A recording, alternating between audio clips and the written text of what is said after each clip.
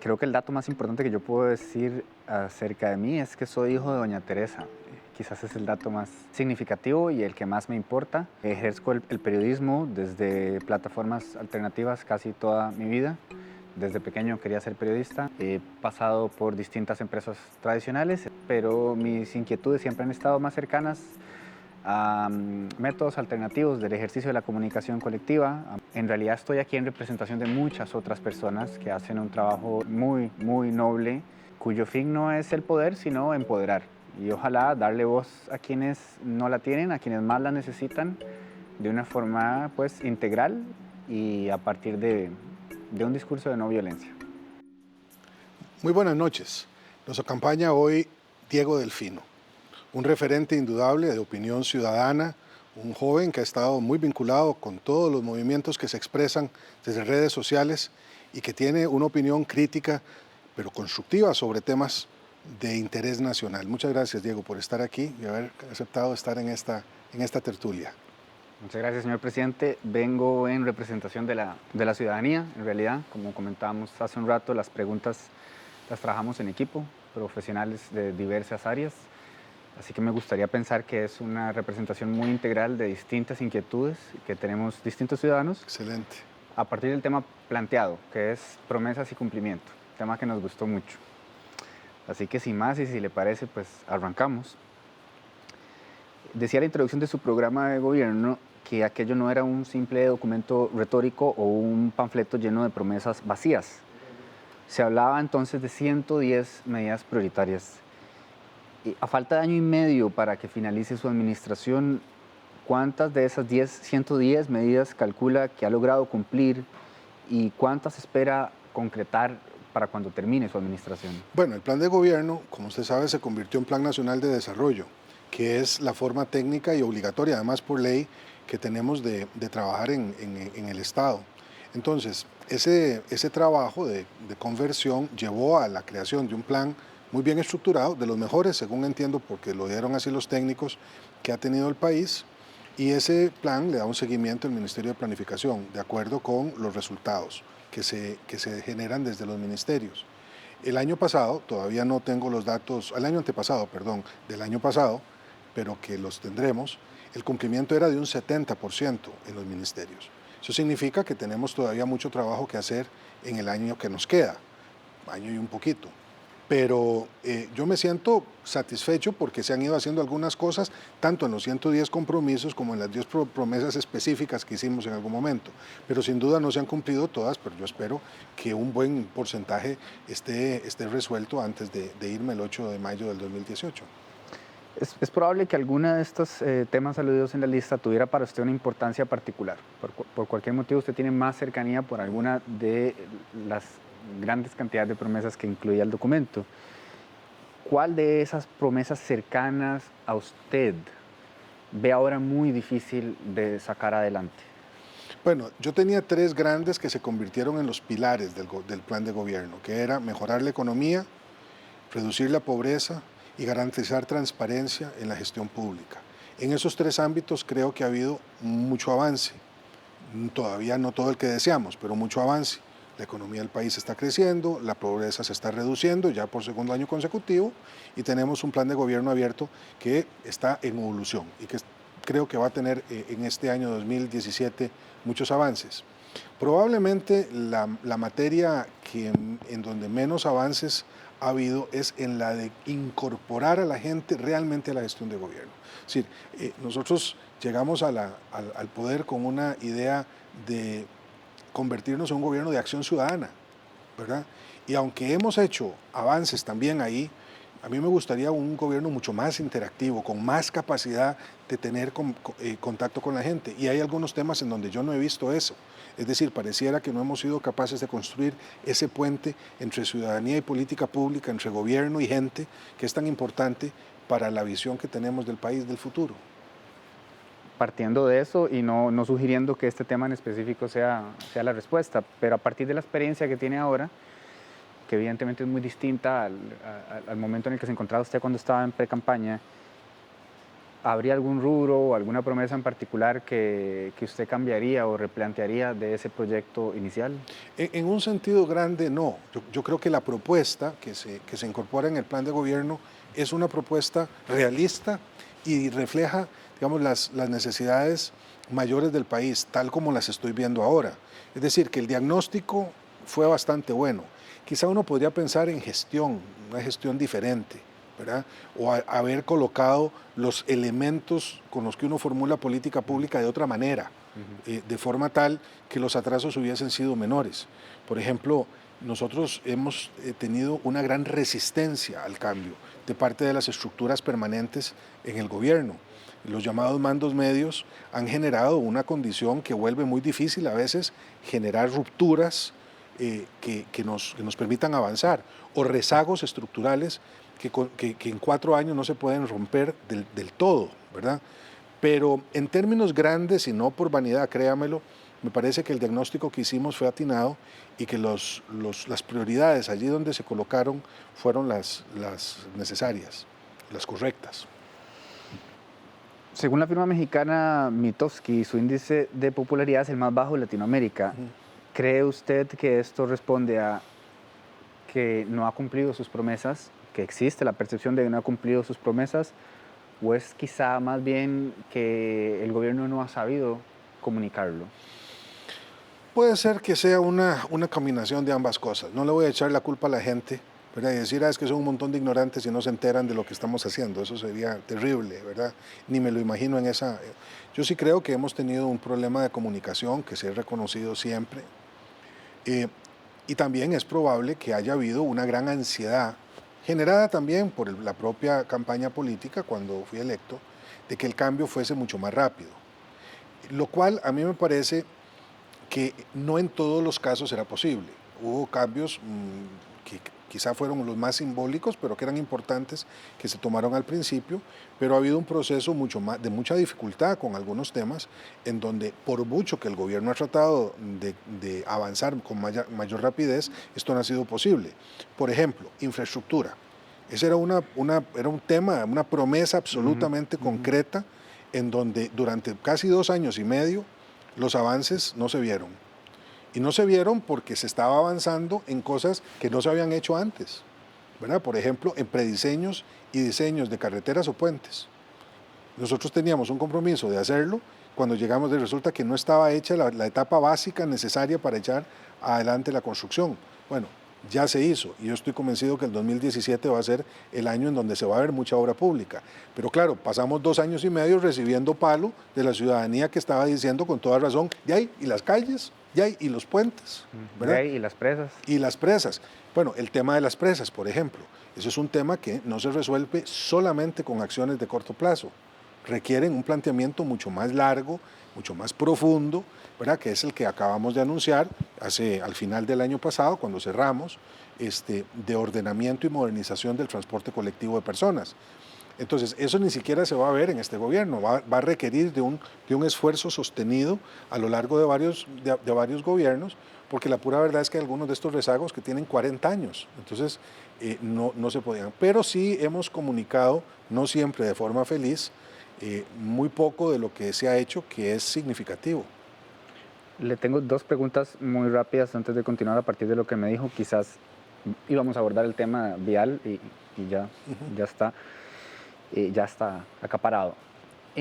¿Es optimista usted en el sentido de que estos futuros gobiernos den continuidad a este proyecto, digamos, a mediano y largo plazo al que acaba de aludir? Yo creo que sí. Es más, he dicho, Diego, ya varias veces que espero que los 2 gobiernos que vengan o 3 sean mejores que el mío.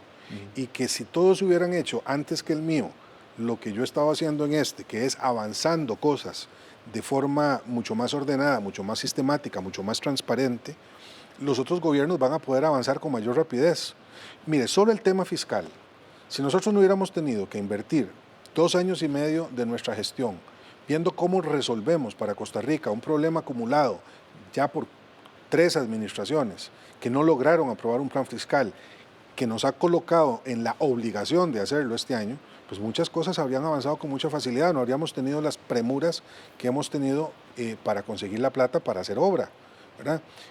Lo digo como un ejemplo. Ujú. Yo sí creo que los próximos gobiernos tendrán, espero, para empezar, una economía estable, no con los vaivenes que yo tuve que iniciar mi gestión.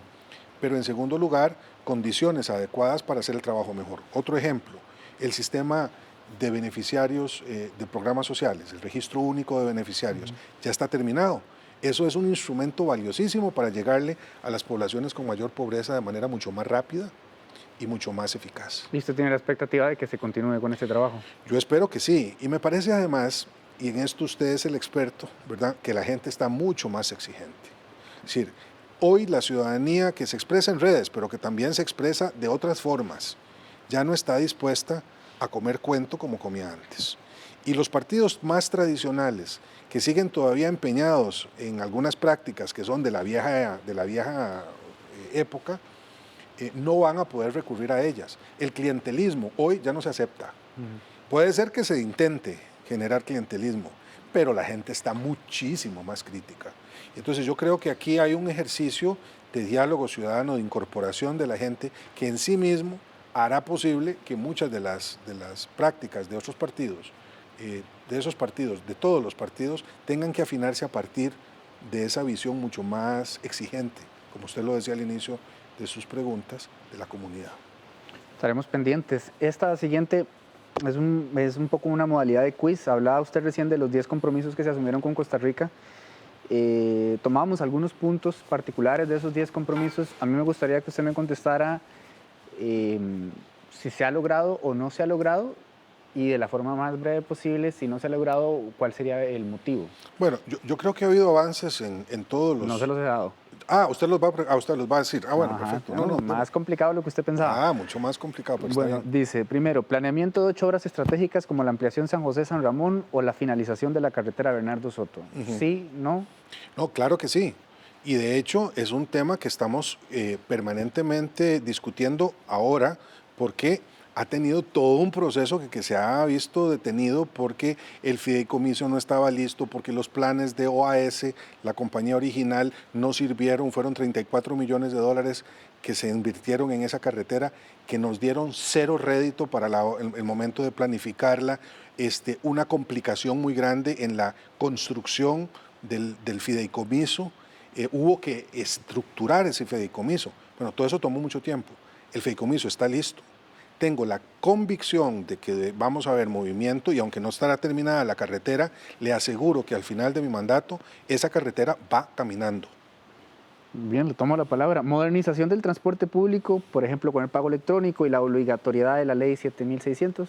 Eso está bastante avanzado, como le digo, apenas a finales del año pasado, al cierre del año pasado, la viceministra Lisa Castillo presentó un proyecto de ley a consulta, ¿sí? Se va a consultar, en donde se incorpora modalidad, integralidad de los servicios de transporte, el tema del pago electrónico, que es tan importante. Yo esperaría que en el transcurso de este año nosotros aprobemos ese proyecto y lo echemos a caminar. Corregir los desequilibrios financieros de la seguridad social. 240 millones de dólares en un préstamo al Banco Mundial que se aprobó enteramente en este ejercicio para que la Caja pueda utilizar esos 420, no 240, perdón, 420 millones de dólares que le libera los recursos a la Caja para hacer más hospitales, comprar más equipo, mejorar los sistemas de administración médica. Me parece que con la Caja hemos cumplido, pero mucho. Además, esto ha permitido la construcción de nuevos EVAIS, nuevos CAIS. Me siento muy contento de haber sido la primera administración que al menos ha honrado más del 50% de la deuda del gobierno central con la Caja del Seguro Social. Asignar el 8% del PIB a la educación a más tardar en el 2015. Sí, no se puede, no se pudo. No se pudo porque la premura fiscal nos lo impide. Yo tenía toda la intención cuando vi los presupuestos del 2014 y 2015 que íbamos a llegar ahí. Estamos en el 7.89%, estamos a un piquito de llegar, pero los recursos con los que contamos nos impiden llegar a ese nivel, al 8% constitucional. No habrá, sin embargo, como algunos pretendían, algunos muy pocos diputados, pero algunos diputados pretendían retroceso en cuanto a los presupuestos. El presupuesto se mantiene y nuestro compromiso con la educación pública se mantendrá a pesar de las críticas que se han hecho desde Cuesta de Moras, ¿verdad? Concretar el 1% del PIB al Ministerio de Cultura. Bueno, eso también, ahí hay un tema fiscal muy grande, ¿verdad? Mientras el país no sea más grande, va a ser muy difícil aumentar casi cualquier presupuesto para darle más vivalidad. Mire, ni cultura ni educación, ¿verdad? Sin embargo, he de decirle que ahí en materia de cultura hemos tenido una gran noticia con Sylvie Durán como ministra.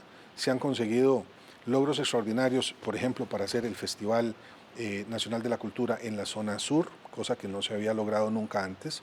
Tenemos un festival de cine que cerró el año pasado con gran suceso y este año FIA, que se recupera y me parece que con creces. Veremos. Elaborar e implementar un Plan Nacional de Recursos Pesqueros. Está de camino. También ahí ha habido mucha necesidad de ir equilibrando cargas, entre otras, devolverle al Incopesca autonomía de los sectores, digamos, de industriales y pescadores grandes, que pudimos hacer después de algún esfuerzo. Estamos ahora en un proceso de garantizar mejores tarifas para los permisos de pesca. Se ordenó el mar, sin embargo, que era un tema fundamental, sectores del mar en donde puede haber pesca de palangre, pesca artesanal, pesca recreativa, pesca industrial, en donde se evita la entrada de buques de banderas extranjeras para que pueda preferentemente pescar la flota costarricense. Entonces, eso es un proceso que está de camino también. Hay dos últimos muy importantes ambos para el país. Este en particular, hay un rezago poco incomprensible, tratándose Costa Rica de una nación, digamos, líder en el tema de penetración de Internet. Proponer e impulsar un proyecto de ley de transparencia y acceso a la información pública. Ese está acuérdense que nosotros hicimos un primer intento con un proyecto incluso que se colocó en red, ¿verdad? Para que fuera conocido por las personas. Eso llevó a un debate que me parece muy interesado por ciertos sectores para hacer lucir al gobierno como un gobierno autoritario y que lo que buscaba era el control de los medios de comunicación. Todavía ese proceso está abierto, es decir, hay un debate nacional que debería de continuarse. Nosotros hemos hecho un esfuerzo desde el gobierno para avanzar en la discusión de los proyectos de ley que se van a presentar incluso durante el 2018. Hay un proyecto de ley para garantizar acceso sin penalización a los periodistas a los documentos. Hemos abierto, gracias a las estructuras a la propuesta de gobierno abierto a las instituciones para el escrutinio público, y esto incluye, por supuesto, los medios de comunicación, pero todavía ese es un proceso que está en marcha, no está concluido. Por último, fortalecer CETENA, darle independencia y establecer un sistema de datos abiertos en línea para que cualquiera pueda darle seguimiento a los permisos ambientales. Bueno, eso es un compromiso para todo el gobierno, no solamente para CETENA. Se ha avanzado mucho, ya hay una gran cantidad de datos, no voy a decir que todos, pero una enorme cantidad de datos que están en línea para que puedan mirarse los avances. En CETENA CETENA es una entidad compleja, ¿verdad? Es fundamental, pero sí hay una necesidad de mejorarla mucho más todavía, en dos sentidos. Uno es el de la transparencia absoluta de los procesos, estar seguros a dónde está el proceso y en qué estado se encuentra.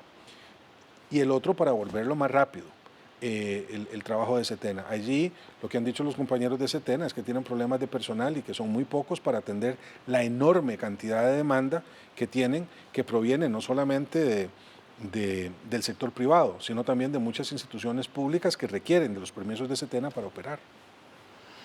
Aprovechando la oportunidad para aclarar tal vez de unas por todas el tema de la DIS.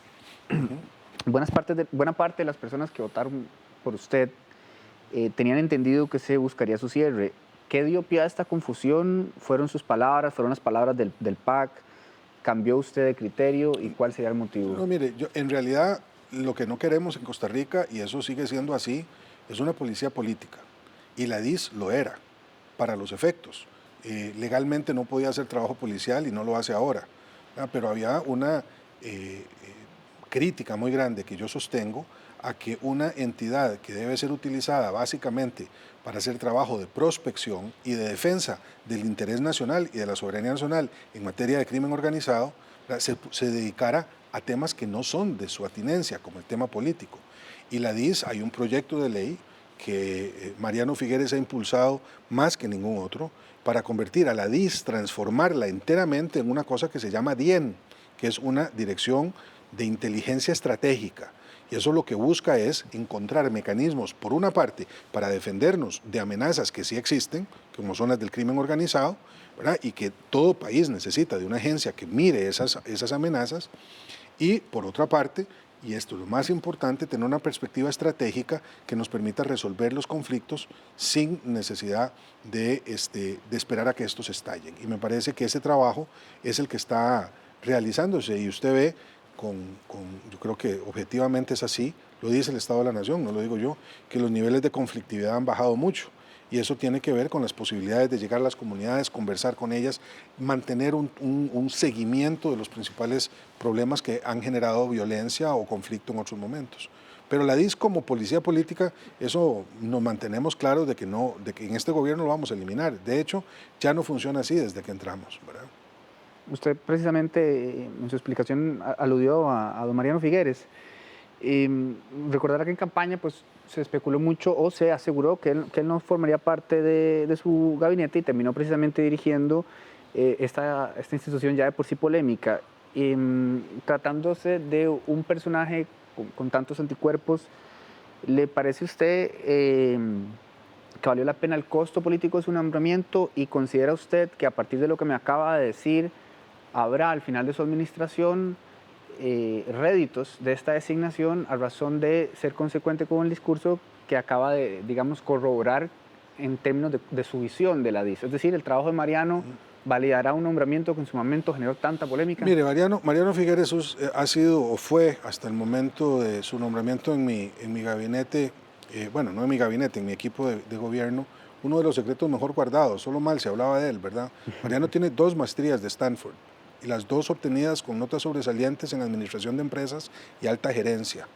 Es una persona comprometida, honrada a carta cabal. Es un verdadero demócrata, a pesar de todo lo que se decía de él, ¿verdad? Y el miedo que mucha gente le tiene. Y creo que sus servicios al país se verán recompensados con el éxito de su gestión. Y si ha habido un precio político a pagar por tenerlo allí incorporado, haciendo el trabajo que ha hecho en temas como, por ejemplo, la atención del huracán Otto, los daños del huracán Otto, en donde estuvo coordinando los equipos del gobierno, yo he estado dispuesto a pagarlo porque sé de la calidad que tiene como persona y también como funcionario público. Usted dijo que la atención de las poblaciones vulnerables sería de alto perfil en su mandato. Le voy a nombrar algunas específicas y usted me da al menos una medida concreta que se haya tomado durante su gobierno para beneficiar a esta población. Iniciamos con la población afrodescendiente. Nombré a Queens Duncan como comisionado principal, he estado permanentemente en contacto con las comunidades en Limón, gracias a la Asamblea Legislativa, no para mí, pero lo propiciamos. Costa Rica también hoy es una nación que se define como pluricultural, ¿verdad? Y multiétnica, y he estado muy metido en la organización de afrodescendientes en Limón, apoyando la causa de ellos, entre otras cosas, por ejemplo, involucrándolos más en los programas de desarrollo de la provincia. Adultos mayores. El trabajo de CONAPAM para adultos mayores o personas de situación de calle, que le garantiza, si logramos conseguir permanentemente los recursos, como lo hemos hecho para el año 2016, que no haya viejitos tirados en los hospitales al final de año, ¿verdad?, abandonados por sus familias. Población indígena. La más importante contribución que está en marcha hoy es lograr la consulta indígena como un mecanismo de incorporación de los indígenas en la toma de decisiones en sus territorios. ¿Cree usted que se concretará antes del fin de su gobierno? Estoy seguro que sí. Población LGBTI. LGTBI. Bueno, muchas cosas, pero digamos lo más concreto. Hemos avanzado mucho en el reconocimiento en la práctica de las relaciones de parejas del mismo sexo, por ejemplo, en la Caja del Seguro Social. Ya hoy no pueden asegurarse, pueden visitarse cosas que antes no se permitían. Pero a partir de ahí, otras condiciones que han sido básicamente encabezadas por la vicepresidenta Ana Elena Chacón, que ha sido una defensora especialmente de las poblaciones LGTBI, aunque también ha trabajado mucho con personas con discapacidad. Para concluir, ¿cuáles serían las 3 principales promesas que le haría a los costarricenses para este cuarto año de su mandato? Quizá no a partir de lo que estaba en el plan original o de lo que se tenía planeado impulsar, sino a partir de lo que usted como presidente sabe que ya se está trabajando y considera que va a ser un legado definitivo y final de su administración. Sin duda, infraestructura. Yo creo que este año va a ser un año en donde va a concluirse mucha infraestructura, y no solamente infraestructura vial.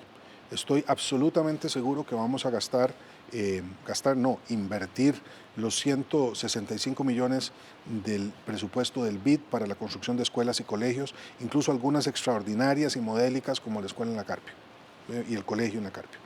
Entonces, infraestructura vial, escolar, acueductos, como el acueducto Caribe Sur, 90 kilómetros de acueducto, 14,000 beneficiarios, e incluso vivienda.